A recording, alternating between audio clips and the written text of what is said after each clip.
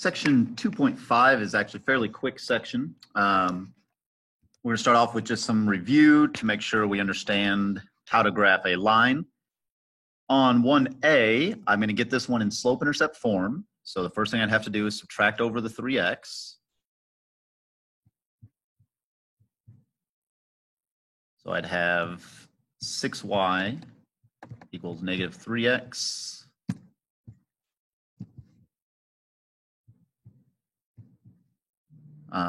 plus 12. Now I have to divide over the 6. So y is negative 1/2 x plus 2. And remember, that means that this is a line. We're just going to do a rough sketch here of this line. This is a line that would start up to and have a slope of down 1, right 2. So down 1, right 2. Put a point there at 2, 1. And there's my line. Letter B, y equals 4. Remember, that's a special case. Y equals 4 means every point that is up 4. Well, every point that is up 4 would create a horizontal line at 4. Similarly, x equals 4. That means everything to the right 4. That would create a vertical line. So again, be careful. When students see y, they think vertical, but y equals a number is actually a horizontal line. Conversely, x equals a number is a vertical line. For letter D, this one I'm going to get into slope-intercept form again. So if I divide by 4, I would have y equals 7/4 x. This isn't slope-intercept form technically. The y-intercept would be 0 because really there can be a plus 0 over here. So I know it's hitting at the origin, y equals 0. And it has a slope of up 7 over 4. So 1, 2, 3, 4, 5, 6, 7. 1, 2, 3, 4. Up 7 over 4. And there's my line. The new concept for this section is point slope form. So this is different than slope intercept. It was conveniently named. Point slope form gives you a point and the slope. Go figure. The point x1 comma y1 is any point on the line.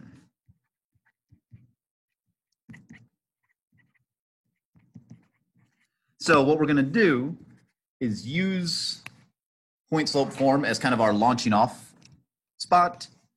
We're going to start there, and then we're going to convert to slope intercept form on these problems. So notice that it's y minus y1. That means basically we're going to be switching the sign on the y. X minus x1, we're going to be switching the sign on the x. So I'm going to start for 2a by putting this in point slope form. So it'd be y minus y1. So y minus -1 would actually turn into y plus 1. Equals m. Remember, m's my slope. The slope here is -3. X minus the x coordinate. So that'd be minus -5, which would turn into plus 5. And then from here, to get into slope intercept, I'm going to distribute. So -3x minus 15. Subtract 1 to get the y by itself, and you'd end up with y equals -3x minus 16.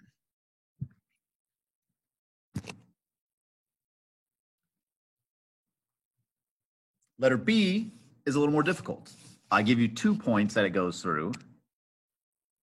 So I've got to first find the slope. So this goes back to what we did in previous lessons.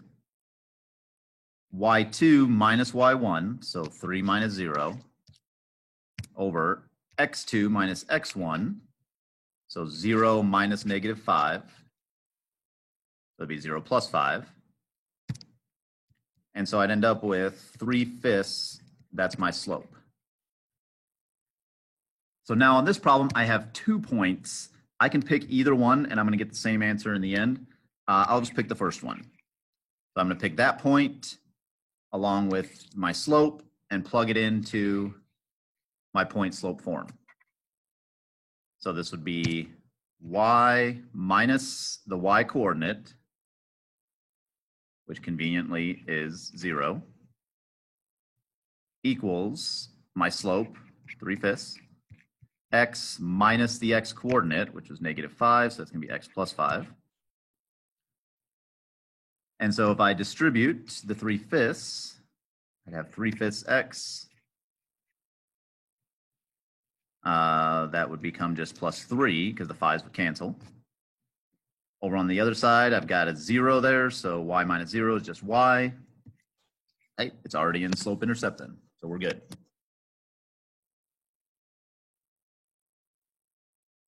Similar logic on letter C.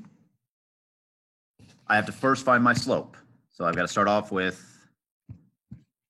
give myself a little room here, y2 minus y1. So that's going to be negative 2 minus 4 over x2 minus x1, negative 2 minus 1.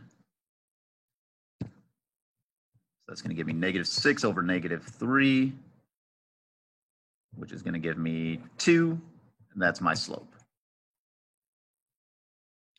So now, just like the previous problem, I've got 2 points. I can pick either one. I'll just go with the first point, and I'm going to plug into point slope form.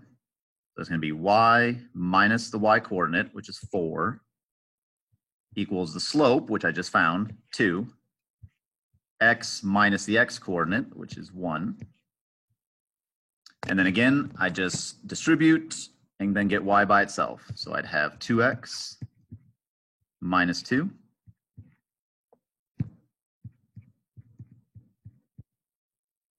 And then once I add the 4 over, my final answer would be y equals 2x plus 2.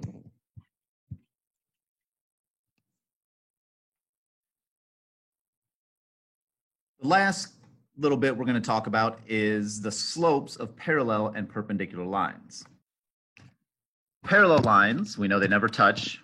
We know that from geometry. Algebraically, that means that they have equal slopes.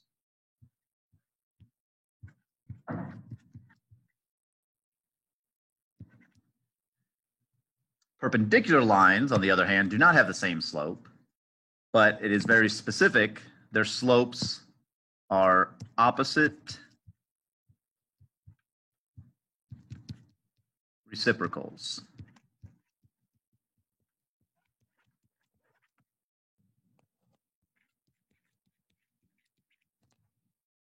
What that means is opposite sign, so if one's positive, the other one's got to be negative, and reciprocal, flip the fraction.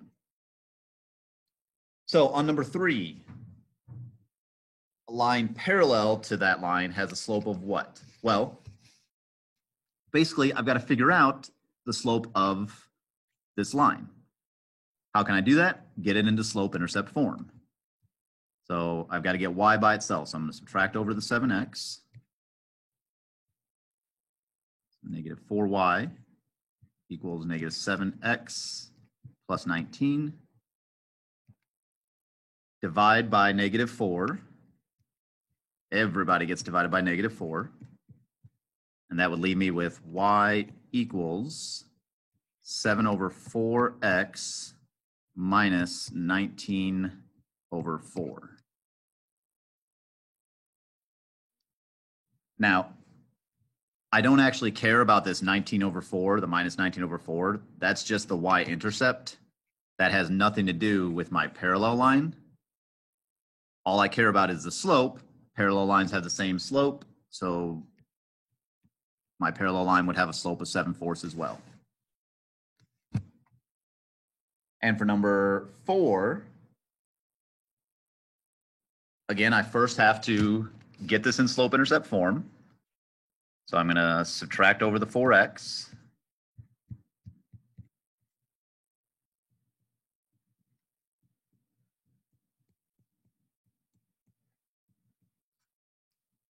Divide by 11. And don't worry about that pi in there, because the only thing I care about is the slope. Again, pi over 11 is just where that line hits the y-axis. I don't care. What I care about is its slope, but this time it's perpendicular, so the slope is the opposite reciprocal. So since I have a negative 4/11, my perpendicular line is going to be positive, and I'm going to flip the fraction, 11 over 4.